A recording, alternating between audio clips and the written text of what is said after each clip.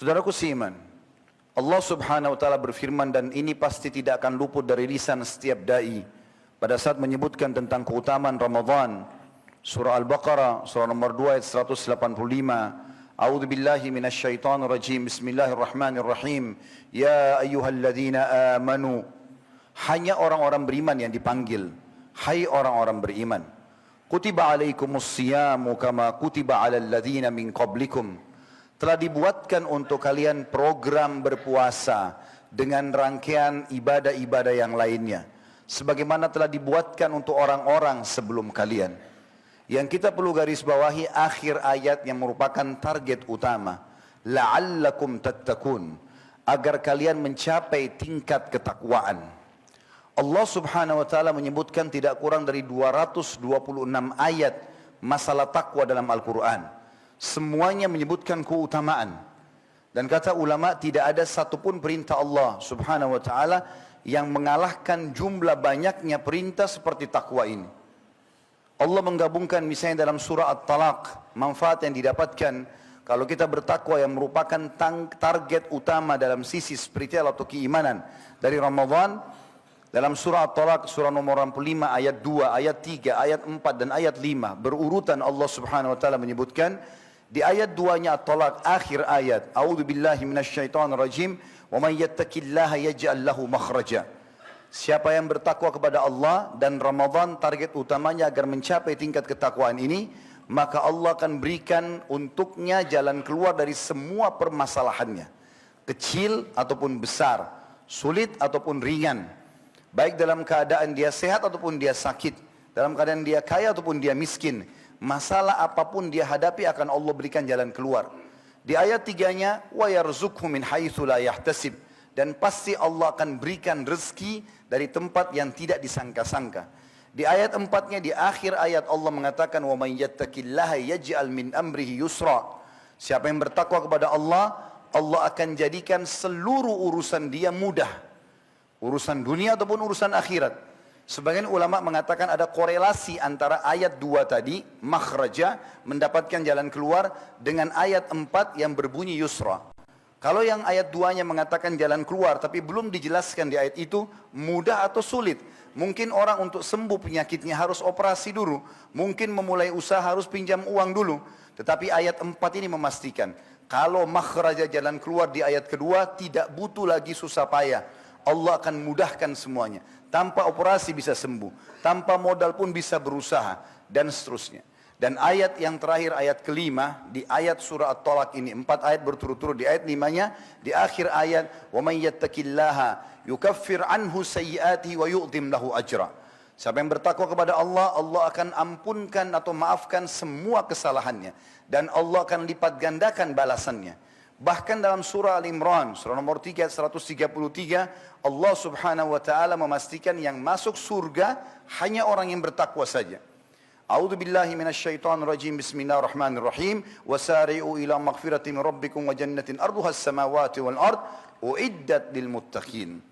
Bergegaslah kalian kepada pengampunan Tuhan kalian dan kejarlah surga yang luasnya seluas langit dan bumi, dan itu hanya dijanjikan bagi orang-orang yang bertakwa. Jadi sekian banyak manfaat ketakwaan itu akan kita dapatkan, dan itu menjadi target utama bulan Ramadan ini. Saudaraku seiman, untuk menjadi orang yang bertakwa sangat mudah, apalagi di bulan Ramadan ini, karena semua yang bersyahadat, mau di Asia Tenggara, mau di Eropa, mau di Afrika, mau di Amerika, mau di Australia, semuanya akan meningkatkan ketakwaan mereka. Kita kalau siang hari ke Amerika, ke Eropa, ke Timur Tengah, ke Asia Tenggara, ke Australia, maka kita akan temukan kaum muslimin berpuasa. Dan pada malam hari kita temukan mereka akan sholat tarawih. Kita akan temukan masjid akan ramai dengan orang membaca Al-Quran, zikir, majlis ilmu, penuh semua dengan kebaikan-kebaikan. Kira-kira saudaraku seiman, kalau Ramadan saja anda tidak menjadi baik, kira-kira kapan anda akan jadi orang baik? Kalau Ramadan saja tidak puasa, kapan anda akan puasa? Kalau Ramadan anda tidak sholat malam atau tarawih, maka kapan anda akan sholat? Kalau Ramadan tidak baca Quran, tidak bersedekah, tidak berzikir, tidak hadir majelis ilmu, lalu kapan akan kita lakukan? Sementara satu dunia ini, umat Islam tidak kurang dari 3 miliar jumlahnya. Kalau kita ambil misalnya 2 miliar orang-orang dewasa, 1 miliarnya anak-anak, 2 miliar saja berarti 2 miliar orang sedang melakukan perbuatan kebaikan. Oleh karena itu Ramadan adalah lembaga training massal untuk peningkatan spiritual ini.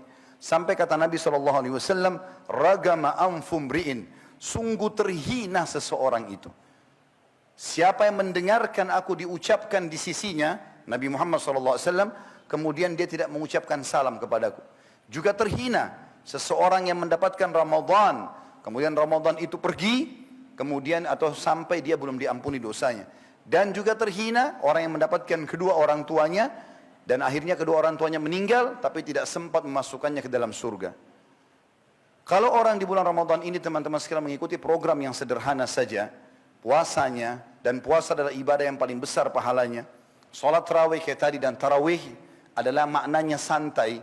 Sebenarnya tarawih, qiyamul lail, qiyamul Ramadan, ya, namanya tahajud sama saja. Cuma bedanya di Ramadan diistilahkan dengan tarawih, karena dalam syariat Allah diperintahkan untuk dimudahkan kita setelah ba'da isya sudah bisa sholat malam. Kalau hari-hari lain mungkin kita dianjurkan tidur dulu baru sholat di akhir malam. Maka dikatakan santai. Dan keduanya, puasa dan sholat ini kalau dikerjakan dengan syaratnya, man shoma Ramadan, kalau tentang sholat, man qama Ramadan. Dua-duanya hadis Bukhari Muslim, imanan wahtisaba, ghufira lahu ma taqaddama min dzambi. Akan dibersihkan semua dosa-dosanya yang telah lalu. Asal dia berpuasa dan sholat tarawih karena dua syarat. Karena keimanan, betul-betul karena perintah Allah, bukan karena ajakan teman, bukan tidak enak sama atasan, sama pasangan, sama lingkungan. Ada orang, nggak ada orang tetap saya puasa, ada orang, nggak ada orang tetap saya sholat malam atau sholat tarawihnya, maka dan mengharapkan pahalanya, maka akan dibersihkan dosa-dosanya yang telah lalu. Saudaraku seiman rahimani rahimakumullah. Kalau keimanan itu sudah tertanam dalam hati, dan iman ini dalam manhaj ahli sunnah wal jamaah, dia bertambah dengan ketaatan, berkurang dengan kemaksiatan. Kalau iman itu terus bertambah dan dipupuk, terutama di bulan Ramadan ini, karena memang semua orang menuju kepada kebaikan, dan banyak keutamaan-keutamaan, terutama musuh utama kita, syaitan lagi dibelenggu. Kata Nabi SAW, telah datang kepada kalian bulan Ramadan, bulan yang penuh dengan berkah. Kalau makan cukup, kalau minum cukup, waktu terasa panjang, kalau ibadah terasa nyaman. Bulan di mana dibuka semua pintu surga. Pendaftaran, iklan resmi dari 1 Ramadan sampai akhir Ramadan terbuka pendaftaran. Jangan sampai menjadi orang yang seperti melihat spanduk di depan sebuah kantor, diterima lamaran kerja, atau melihat spanduk di depan sebuah kampus diterima pendaftaran mahasiswa dan mahasiswi baru, tapi dia hanya mengucapkan saya ingin kerja di sini atau saya ingin sekolah atau kuliah di sini, tapi tidak pernah mendaftar. Dibuka pendaftaran, surga dibuka teman-teman sekalian, tempat abadi di mana kalau orang masuk ke dalamnya, kata Nabi SAW, tidak akan pernah habis masa mudanya, tidak akan rusak atau usang bajunya, dan juga tidak akan pernah dia merasakan rasa sakit lagi. Abadi selamanya. Dibuka pendaftaran dan ditutup semua pintu neraka. Makna ditutup adalah sejalan dengan hadis lain, sesungguhnya di bulan Ramadan di setiap malam Allah memiliki hamba-hamba yang dibebaskan dari api neraka. Namanya dihapus selamanya hanya dengan memohon kepada Allah Subhanahu wa taala. Dan di bulan Ramadan semua syaitan-syaitan dibelenggu. Tangannya dua-duanya diikat di lehernya dan juga kedua kakinya dibelenggu. Kalau kita berlomba lari dengan musuh kita atau rival kita, sementara musuh kita dibelenggu, diikat, kita biar jalan santai pasti menang. Selama ini selain Ramadan kita leluasa digoda oleh syaitan, tapi ini dia dibelenggu. Jadi nanti setelah Idul Fitri teman-teman sekalian, jarak antara kita sama syaitan 1 bulan. Kalau kita jalan kaki dari Indonesia, mungkin sampai di Eropa 1 bulan kalau non-stop. Jarak kita dengan syaitan jauh. Setelah Idul Fitri, manfaat-manfaat ritual yang sudah kita lakukan dari puasa, dari baca Quran, dari zikir, dari majelis ilmu, dari sholat tarawih, diterapkan kembali seperti mobil tinggal diinjak gasnya. Dan jangan menjadi seperti orang-orang yang bodoh.